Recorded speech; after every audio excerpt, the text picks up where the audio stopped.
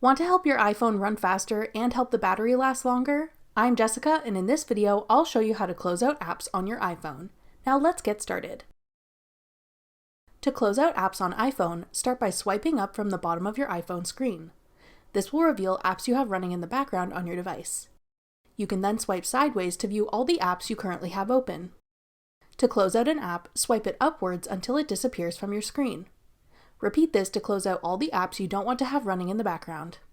Closing out apps will help your iPhone's battery last longer and help it run more smoothly. That's all it takes to close apps on iPhone.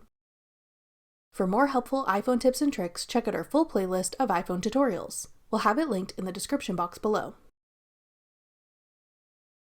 Thanks for watching. If you found this video helpful, we'd love it if you'd hit the thumbs up button below and subscribe to our channel. We put out great new tech tutorials like this one every week.